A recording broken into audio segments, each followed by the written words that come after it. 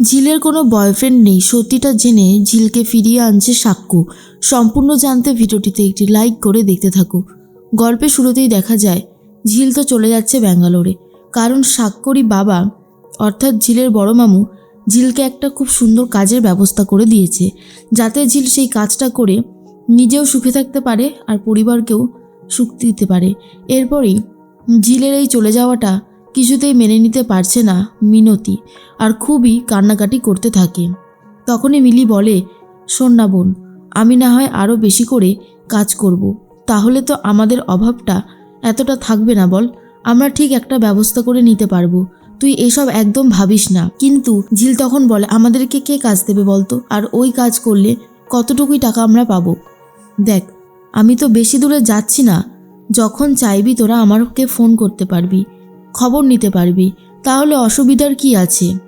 এখনও সময় আছে, তোরা নিজেদের মনকে বোঝা যে আমাদেরকে ভালো কাজ করতে হবে, আর সেই জন্য আমাদেরকে যদি বাইরে যেতে হয় তো হবে, বাট আমাদেরকে বেরোতে হবে রে দিদি, না বেরোলে এখানে থেকে আমরা কিছু করে উঠতে পারবো না। বিশা তখন বলে, তুই নিজের চেষ্টায় কিছু করতে পারলি না ঝিল, তোকে সেই বড় মামুরই হেল্প নিতে হলো। ঝিল তখন বলে, কে বলেছে আমি নিজের চেষ্টায় কিছু করতে পারিনি? আমি নিজের চেষ্টায় যেটা জোগাড় করেছিলাম বড় মামু বলল সেটার থেকেও ভালো কোনো অপরচুনিটি আছে। আর বড় মামুকে তো তোরা জানিসই আমি ভরসা করি, শ্রদ্ধা করি। বড় মামু তো দীর্ঘদিন ধরেই আমাদেরকে বিনা ফিজেই চিকিৎসা করেছে, আমাদের মতন মানুষদের পাশে থেকেছে। তো বড় মামুর কথা আমি কি করে অগ্রাহ্য করতাম? তাই বলছি মা, তুমি একদম ভেবো না, তোমার মেয়ে ঠিক থাকবে, তার কোনো ক্ষতি হবে না।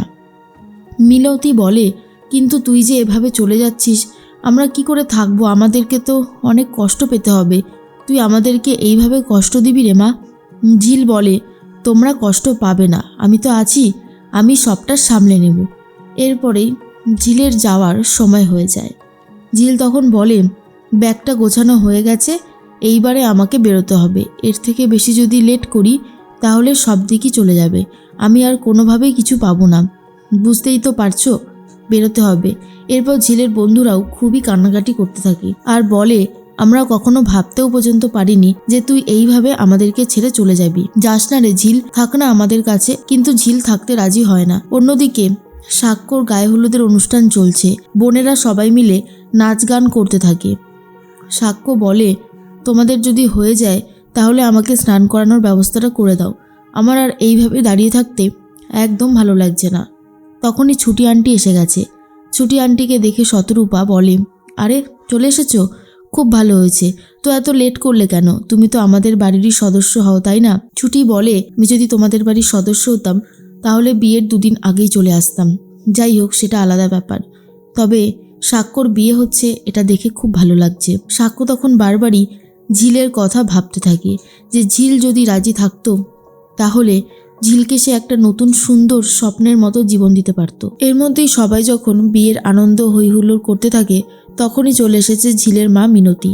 মিনতিকে দেখার পরে ঝিলকে খুঁজতে থাকে সাক্ষ্য আর বলে, এ কি, আপনি একা এসেছেন, আপনার ছোট মেয়ে কোথায়? তখন মিনতি বলে, কেন বলো তো সাক্ষ্য, সব সময় কেন আমার মেয়েকে তুমি এইভাবে অপমান করবে?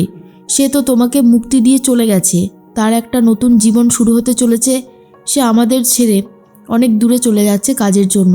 তাই আমার মেয়েকে নিয়ে তোমরা আর এই সমস্ত কথা বলো না, যেটা শুনতে একদমই ভালো লাগছে না।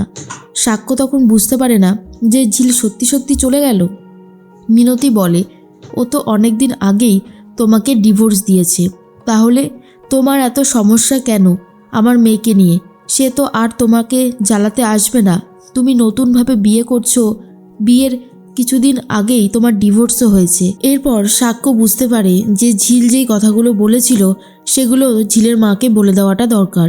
তাই সাক্ষ্য বলে, আপনি যে আমাকে এতগুলো কথা শোনাচ্ছেন, আপনি কি এটা জানেন যে আপনার মেয়ের প্রেমিক আছে, আর সেই জন্য সে সংসারটা করতে চায়নি, সে আমাকে ডিভোর্স দিয়ে দিয়েছে। মিনতি বলে, এই ছাড়ো তো এই সমস্ত কথা, তুমি জানো না তাই বলছো। আমার মেয়ে না সারাক্ষণ গান বাজনা নিয়ে ব্যস্ত থাকতো, আর ও আমাকে সব কথা শেয়ার করে। তুমি কি মাথা মোটা নাকি? তুমি জানো না যে ও ইচ্ছে করে এই কথাগুলো বলেছে যাতে ও তাড়াতাড়ি করে তোমাকে ডিভোর্স দিতে পারে, তুমি নতুন করে একটা জীবন শুরু করতে পারো। কারণ ডিভোর্সটা দেওয়ার জন্য একটা তো বাহানা লাগতো, আর সেটা ঝিল তৈরি করে দিয়েছে। আশা করছি তুমি এবার সমস্ত সত্যিটা বুঝতে পারছো। সাক্ষ্য তখন নিজের ভুলটা বুঝতে পারে আর বলে, তার মানে ঝিলের যে বয়ফ্রেন্ড আছে এটা পুরোটাই একটা মিথ্যে কথা। ইচ্ছে করে ঝিল এই মিথ্যে কথাটা বলেছিল যাতে আমার কাছ থেকে ডিভোর্স পেয়ে যায়। কেন ঝিল, কেন তুমি এই কাজটা করলে?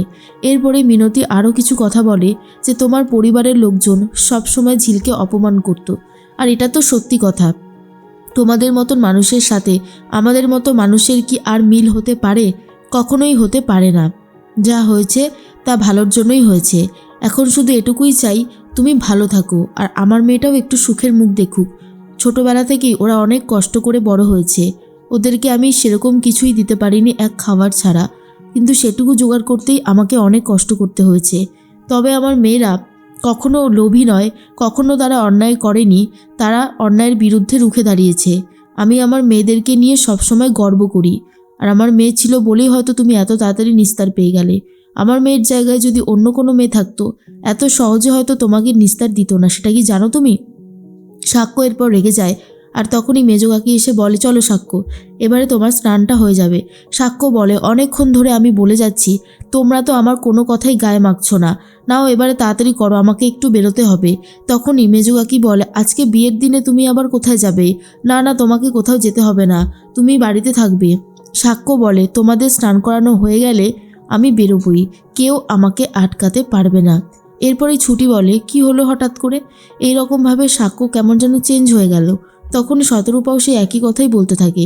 মিনতির সাথে কথা বলার পরেই সাক্ষ্য কেমন যেন একটা অদ্ভুত ব্যবহার করতে শুরু করে দিল। কাকাই বলে, এ সাক্ষ্য, আরে বিয়ে তো একবারই হয়, তুই যদি এত তাড়াতাড়ি ধৈর্য হারিয়ে ফেলিস তাহলে কি করে হবে বলতো?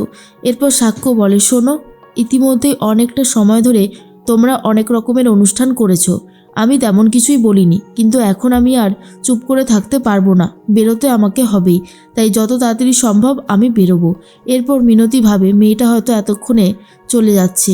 কেন রে ঝিল, তুই আমাদের মাঝখানে থাকতে পারলি না? তোর এই চলে যাওয়াটা আমাদের জন্য যে কতটা কষ্টকর সেটা হয়তো শুধুমাত্র আমরাই জানি।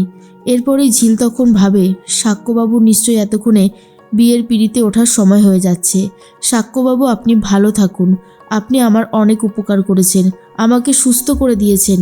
আমি যদি সুস্থ না হতাম তাহলে হয়তো আমি কাজ করতে যেতে পারতাম না, তাই আপনার কাছে আমি ঋণী থাকবো। কিন্তু সাক্ষ্য ভাবে ঝিলকে সে এইভাবে যেতে দেবে না, ঝিলকে সে ফিরিয়ে আনবেই। তাহলে কি ঝিলকে ফিরিয়ে এনে চৈতিকে বিয়ে করতে অস্বীকার করবে সাক্ষ্য?